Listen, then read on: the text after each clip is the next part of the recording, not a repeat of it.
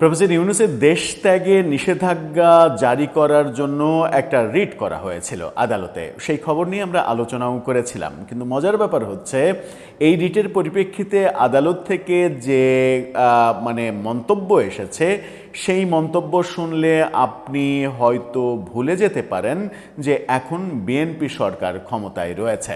আপনার হয়তো মনে হতে পারে এখনও প্রফেসর ইউনূসই প্রধান উপদেষ্টা এবং তার যে উপদেষ্টা পরিষদ এবং সাঙ্গপাঙ্গ সবাই মহা ক্ষমতাধর অবস্থাতেই রয়েছে এবং কোনো না কোনো মেটিকুলাস ডিজাইন এখনও অব্যাহত রয়েছে।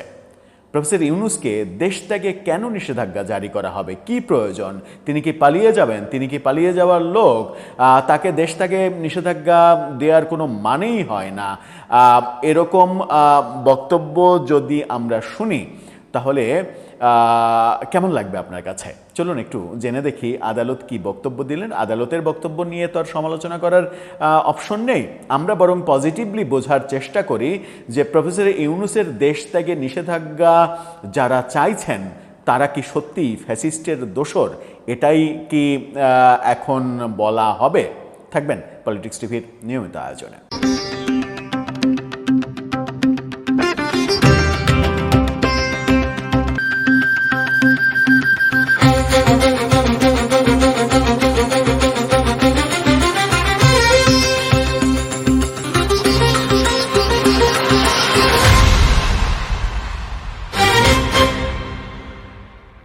দর্শক, বলছিলাম প্রফেসর ইউনূসের দেশ ত্যাগে নিষেধাজ্ঞা, তিনি সহ তার সব মিলিয়ে 24 উপদেষ্টার বিরুদ্ধে দেশ ত্যাগে নিষেধাজ্ঞা জারি করে রিট করা হয়েছিল জারি করার জন্য, যার মধ্যে তার প্রেস সেক্রেটারি শফিকুল আলমও আছেন। অভিযোগ হচ্ছে নানা রকমের অপশাসন, দুঃশাসন, মার্কিনীদের সঙ্গে অবৈধ চুক্তি, হামের টিকা না দিয়ে 500 শিশুকে মেরে ফেলা, এটাকে গণহত্যা বলা হচ্ছে। এই ব্যাপারগুলো সামনে নিয়ে এসে সে যেন দেশ থেকে পালাতে না পারে সেই রকম নির্দেশনা চাওয়া হয়েছিল। কিন্তু আদালতে কি বক্তব্য আমরা পেলাম চলুন একটু জানি। দেশ রূপান্তরের এই শিরোনামটা দেখে নিন। ডক্টর ইউনূসের দেশ ত্যাগে নিষেধাজ্ঞার কি আছে? হাইকোর্টের বক্তব্য, তাকে দেশ ত্যাগে নিষেধাজ্ঞা কেন দিতে হবে চলুন একটু জানি। সাবেক সরকার প্রধান ডক্টর মোহাম্মদ ইউনূস সহ অন্তর্বর্তী সরকারের 24 উপদেষ্টা দেশ ত্যাগে নিষেধাজ্ঞা চেয়ে করা রিট আবেদনের শুনানিতে আদালত বলেছে, ডক্টর মোহাম্মদ ইউনূস তো দেশ ছেড়ে পালিয়ে যাচ্ছেন না, তাহলে তার বা অন্য উপদেষ্টাদের দেশ ত্যাগে নিষেধাজ্ঞার নির্দেশনা দেওয়ার প্রয়োজনীয়তা কোথায়? অর্থাৎ আদালত নিশ্চিত যে প্রফেসর ইউনূস দেশ ছেড়ে পালিয়ে যাচ্ছেন না, কিংবা তার উপদেষ্টারাও দেশ ছেড়ে পালিয়ে যাচ্ছেন না। সুতরাং তাদেরকে দেশ থেকে নিষেধাজ্ঞা দিতে হবে কেন? তারা তো দেশপ্রেমিক, তারা তো দেশের সেবা করেছেন, আরও সেবা করবেন, পরবর্তীতে হয়তো তারা আরও অনেক উচ্চ পদে যাবেন, বড় বড় গুরুত্বপূর্ণ দায়িত্ব পালন করবেন এবং দেশমাতৃকার জন্য নিজের জীবন উৎসর্গ করবেন। সুতরাং তাদের বিরুদ্ধে দেশ ত্যাগে নিষেধাজ্ঞা চাওয়া এটা অনেকটা রাষ্ট্রদ্রোহিতার অপরাধও হতে পারে। বিচারপতিদের সমন্বয়ে, একাধিক বিচারপতির সমন্বয়ে গঠিত হাইকোর্ট বেঞ্চে শুনানিকালে এরকম মন্তব্য উঠে এসেছে। খুবই ভালো একটা ব্যাপার। হামের টিকাদান কর্মসূচি বাতিলের সিদ্ধান্ত তদন্ত এবং সংশ্লিষ্টদের দেশ ত্যাগে নিষেধাজ্ঞা চেয়ে করা রিটের শুনানিতে রিটকারীর আইনজীবীদের উদ্দেশ্যে আদালত বেশ কিছু প্রশ্ন ছুড়ে দেন। কি প্রশ্ন? হাইকোর্ট বলেন, ডক্টর ইউনূসের দেশে ব্যবসা প্রতিষ্ঠান সহ অনেক কিছু রয়েছে, তিনি পালিয়ে যাওয়ার মতো ব্যক্তি নন। খুব খেয়াল করে শুনুন, ডক্টর ইউনূসের দেশে ব্যবসা প্রতিষ্ঠান সহ অনেক কিছু রয়েছে, তিনি পালিয়ে যাওয়ার মতো ব্যক্তি নন। অথচ ডক্টর ইউনূসের ভাষ্যমতে আমরা জানি তার কোনো ধরনের কোনো সম্পদ নেই। তার প্রেস সেক্রেটারির ভাষ্য অনুযায়ী জানি এমনকি তার নিজের একটা প্রাইভেট কারও নেই। বাংলাদেশে অবস্থিত যত প্রতিষ্ঠান গ্রামীণের একটারও 1% মালিকানা ডক্টর ইউনূসের নেই। কিন্তু আদালতের থেকে আমরা জানতে পারছি এবার এই তথ্যটা খুবই কাজের তথ্য। আদালত বলছেন যে ডক্টর ইউনূসের দেশে ব্যবসা প্রতিষ্ঠান সহ অনেক কিছু রয়েছে, তিনি তো দেশ ছেড়ে চলে যাওয়ার মানুষ নন। এটা একটা খুবই গুরুত্বপূর্ণ ক্লু। ফলে এই মুহূর্তে এমন কোনো নিষেধাজ্ঞা দেওয়ার যৌক্তিকতা আদালত দেখছেন না। রিট আবেদনের পক্ষে এদিন আদালতে শুনানি করেন জ্যেষ্ঠ আইনজীবী সৈয়দ মামুন মাহবুব। অন্যদিকে রাষ্ট্রপক্ষের শুনানিতে অ্যাটর্নি জেনারেল রুহুল কুদ্দুস কাজল তিনি অংশ নেন। স্বাস্থ্য খাতে গত আড়াই দশকের বেশি সময় ধরে আসা হামের টিকাদান কর্মসূচি বাতিলের সিদ্ধান্তকে ফৌজদারি অবহেলা হিসেবে আখ্যা দিয়ে গত 17 মে হাইকোর্টে একটি রিট আবেদন করা হয়। সুপ্রিম কোর্টের আইনজীবী ব্যারিস্টার এম আশরাফুল ইসলাম আবেদনটি দাখিল করেন।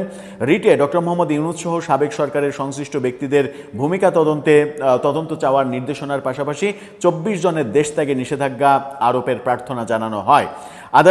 আদালত রিটের বিষয়বস্তু ও প্রয়োজনীয়তা পর্যালোচনাকালে দেশ ত্যাগের নিষেধাজ্ঞার বিষয়টি নাকচ করে দিয়ে তাদের অবস্থান পরিষ্কার করেন। দেশের স্বাস্থ্য খাতের গুরুত্বপূর্ণ একটি কর্মসূচি বাতিলের নেপথ্যে কোনো অবহেলা ছিল কি না তা নিয়ে তদন্তের দাবিটি এখনো আদালতের বিবেচনাধীন রয়েছে। খুবই স্পষ্ট আদালত থেকে যেহেতু আমরা এই বক্তব্যটা শুনেছি যে প্রফেসর ইউনূসের দেশে বহু ব্যবসা প্রতিষ্ঠান সহ অনেক কিছু রয়েছেন, সুতরাং তিনি দেশ ছেড়ে চলে যাবেন কেন? তার মানে বাংলাদেশে প্রফেসর ইউনূসের বহু সম্পদ রয়েছে, বহু ব্যবসা প্রতিষ্ঠান রয়েছে। এখন বিনীতভাবে কেউ যদি প্রশ্ন করে যে এস আলম গ্রুপের চাইতে বেশি অর্থ সম্পদ কি প্রফেসর ইউনূসের রয়েছে? এস আলম গ্রুপের মালিক কেন দেশ ছেড়ে পালিয়ে গেলেন? কিংবা বহু ব্যবসায়ী দেশ ছেড়ে পালিয়ে গেছেন, তাদের ব্যবসা প্রতিষ্ঠান বাংলাদেশে আছে, বহু ব্যবসায়ী দেশ ছেড়ে পালিয়ে গেছেন। এমনকি বাংলাদেশের জায়ান্ট ব্যবসায়ী সালমান এফ রহমান তিনিও দেশ ছেড়ে পালিয়ে যাওয়ার সময় আইন শৃঙ্খলা রক্ষাকারী বাহিনীর হাতে ধরা পড়েছিলেন। তিনি দেশ ছেড়ে পালাচ্ছিলেন কেন? তার তো দেশে অনেক সম্পত্তি, বেক্সিমকো গ্রুপের দেশের একটা বড় অংশই তো বেক্সিমকো গ্রুপের সম্পদ, তো সেটা ছেড়ে তিনি পালাচ্ছিলেন কেন? এরকম প্রশ্ন যদি বিনীতভাবে আদালতে কেউ করেন, আমি জানি না যে আইনজীবীরা সেই প্রশ্ন করেছেন কিনা, তবে একটা খুবই ভালো জিনিস হয়েছে, সেটা হচ্ছে যে আদালত থেকে একটা ব্যাপার স্পষ্ট হয়েছে যে প্রফেসর ইউনূস কখনো দেশবিরোধী কোনো কর্মকাণ্ড করবেন না, দেশ ছেড়ে পালিয়ে যাবেন না, এবং দেশ ছেড়ে পালিয়ে তিনি যাবেন না কারণ দেশে তার অনেক কিছু রয়েছে। সুতরাং তার বিরুদ্ধে দেশ ত্যাগে নিষেধাজ্ঞা চাওয়া এটা একটা অপরাধ।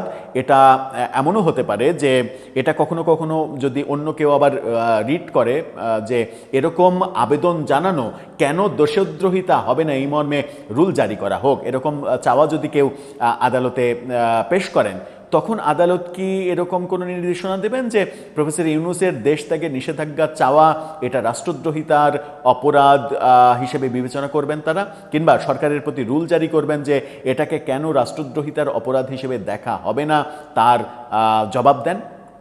দর্শক, আপনার কাছে সেই প্রশ্ন, উত্তর জানিয়ে লিখতে পারেন আমাদের কমেন্ট বক্সে। তবে উত্তর জানানোর সময় অবশ্যই খেয়াল রাখবেন যে মহামান্য আদালত যেহেতু সিদ্ধান্তটা দিয়েছেন সেটা নিয়ে আমরা আমাদের প্রশ্ন থাকতে পারে, আমাদের জিজ্ঞাসা থাকতে পারে, কিন্তু কোনোভাবেই আদালতের সিদ্ধান্তকে অবজ্ঞা করা যাবে না। আদালত যেটা দিয়েছেন সেটা তার বিজ্ঞতার পরিচয় হিসেবেই দিয়েছেন এবং অসাধারণ একটা তথ্য সামনে নিয়ে এসেছেন যে প্রফেসর ইউনূসের বহু অর্থ সম্পদ ব্যবসা প্রতিষ্ঠান এটা বাংলাদেশে আছে। পরবর্তীতে হয়তো এই ইনফরমেশনটা অন্য কোনো ক্ষেত্রে কাজে লাগতেও পারে। জানিয়ে লিখুন আমাদের কমেন্ট বক্সে।